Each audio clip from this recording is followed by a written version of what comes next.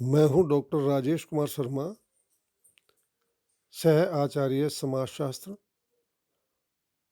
राजकीय महाविद्यालय बहरौल। प्रिय विद्यार्थियों, आज हम साक्षात्कार की प्रक्रिया का तीसरा पार्ट, साक्षात्कार का समापन एवं प्रतिवेदन, completion of interview and reporting पर व्याख्यान करेंगे। साथ ही एक अच्छे साक्षात्कारकर्ता के गुण, क्वालिटीज ऑफ गुड इंटरव्यूअर की विशेषताओं पर भी चर्चा करेंगे। आशा है आप ध्यानपूर्वक इस व्याख्यान को सुनेंगे।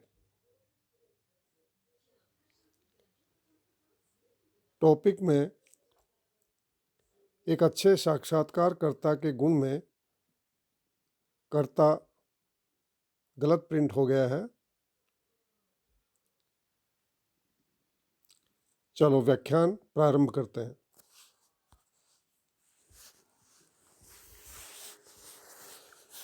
साक्षात्कार का अंतिम और महत्वपूर्ण चरण है साक्षात्कार की समाप्ति एवं प्रतिवेदन।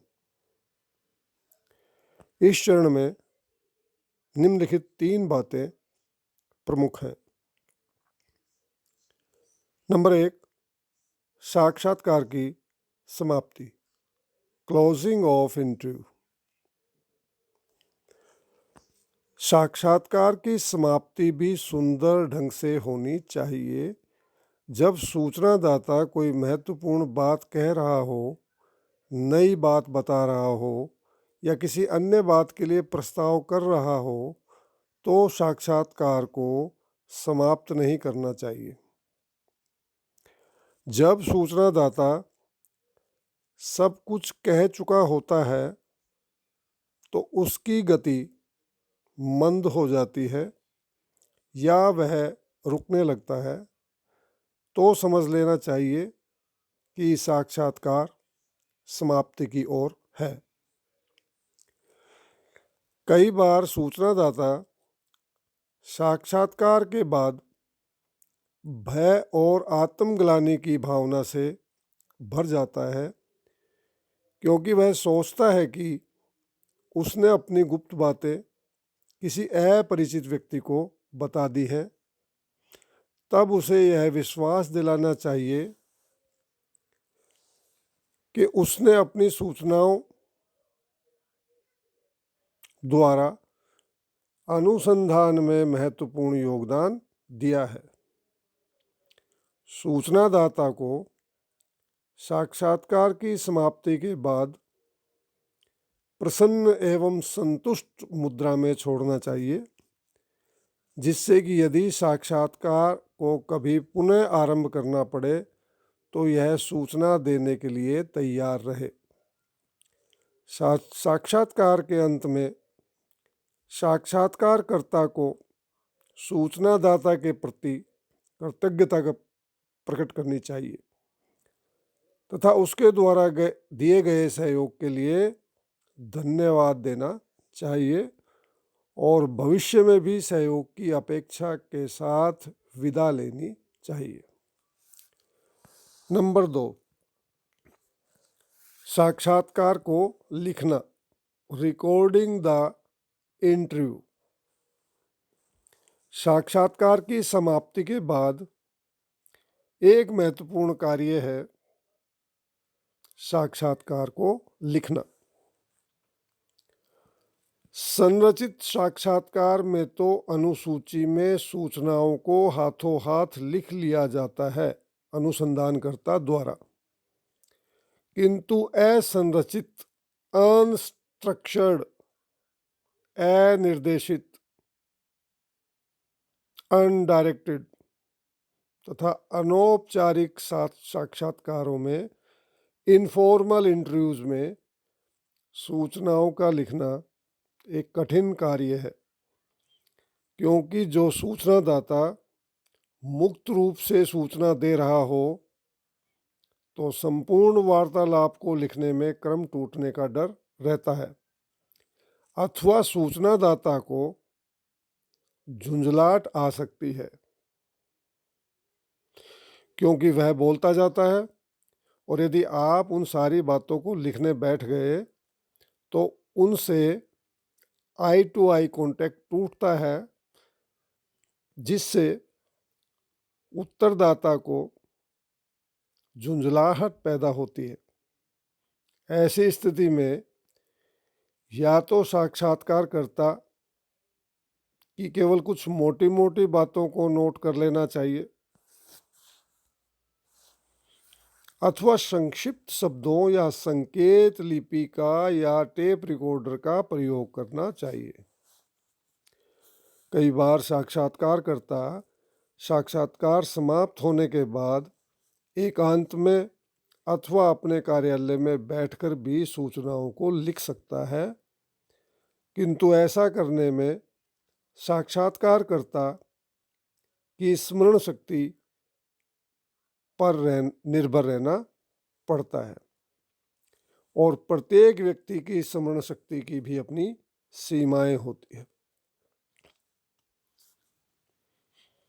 नंबर 3, साक्षात्कार प्रतिवेदन, इंटरव्यू रिपोर्ट। साक्षात्कार की समाप्ति के बाद एक और महत्वपूर्ण कार्य है साक्षात्कार प्रतिवेदन तैयार करना, इंटरव्यू रिपोर्ट तैयार करना।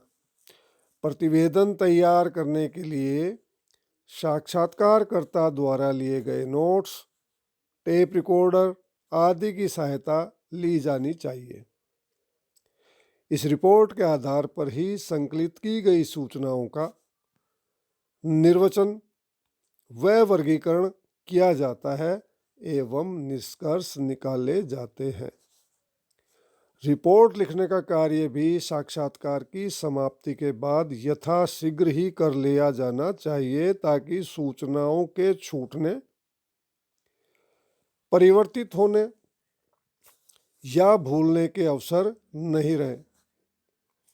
प्रतिवेदन लिखते समय यह भी ध्यान रखना चाहिए कि वह सही और पक्षपात रहित हो, अनबाइज्ड हो, साइंटिफिकली सही तरीके से रिपोर्ट राइटिंग की जाए, इंटरव्यू की रिपोर्ट तैयार की जाए।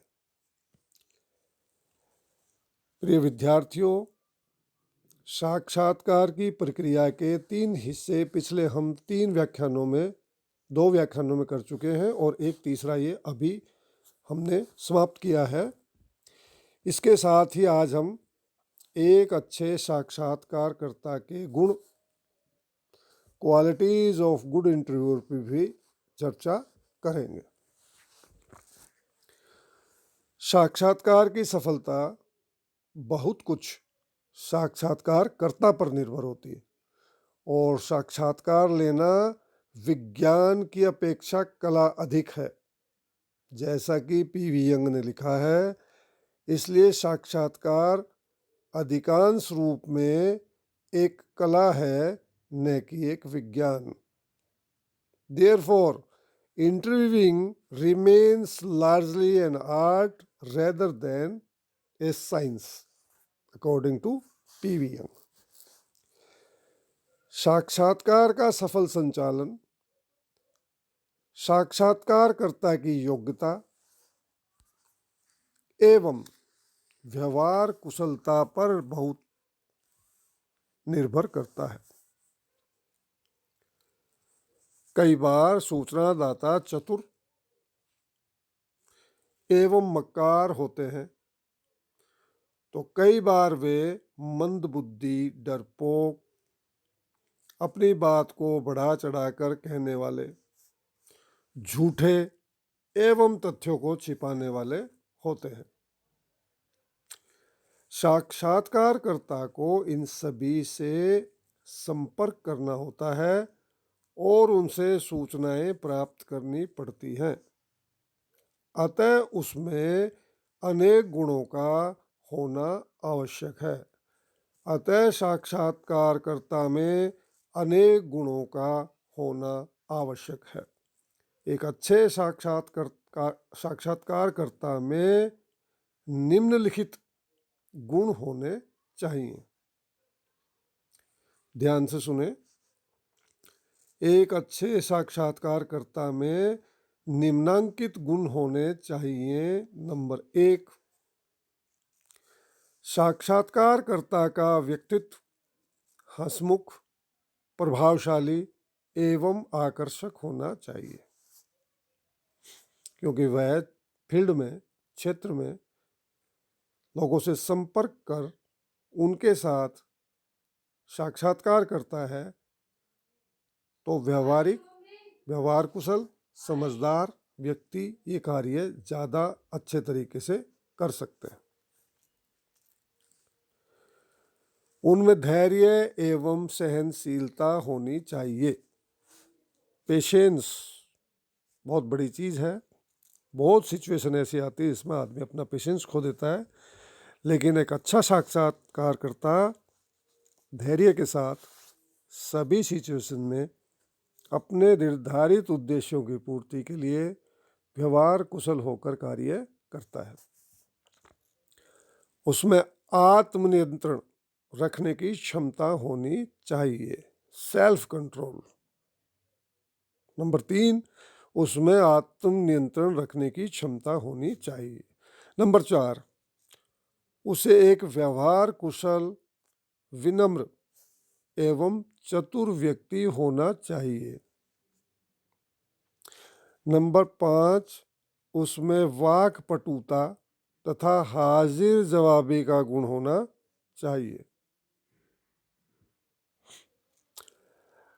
नंबर 6, उसमें बौद्धिक ईमानदारी एवं निष्पक्षता होनी चाहिए, क्योंकि वैज्ञानिक निष्कर्ष और अनुसंधानों के दौरान वैल्यू न्यूट्रल होकर काम करना चाहिए, निष्पक्ष होकर काम करें, बिना पूर्वाग्रहों के काम करें, सही तथ्यों का संकलन करें।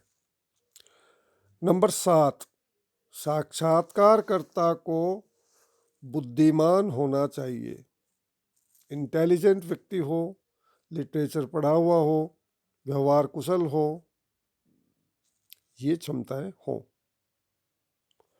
नंबर 8, उनमें शीघ्र निर्णय लेने की क्षमता होनी चाहिए, क्विक डिसीजन करे, किस सिचुएशन में कैसा व्यवहार करके अपने उस इंटरव्यू को प्रॉपर ढंग से और सही ढंग से तथ्य संकलन करने का गुण होना चाहिए। नंबर 9, उसमें समय एवं परिस्थिति के अनुसार अनुकूलन करने का गुण होना चाहिए, सही समय सिचुएशन के हिसाब से एडजस्टमेंट, अडेप्टेबिलिटी, ताकि वहाँ उस माहौल में अच्छा वातावरण बनाए रखकर अपना कार्य ठीक ढंग से, अपना अनुसंधान का कार्य ठीक ढंग से कर सके। प्रिय विद्यार्थियों, इस व्याख्यान से जुड़ा हुआ मैटर आपके व्हाट्सएप ग्रुप पर भेज दिया जाएगा, उसे देखें, पढ़ें और इस व्याख्यान को सुनें। आशा है आपको अच्छा लगा होगा। अब ये व्याख्यान यहीं समाप्त होता है। धन्यवाद।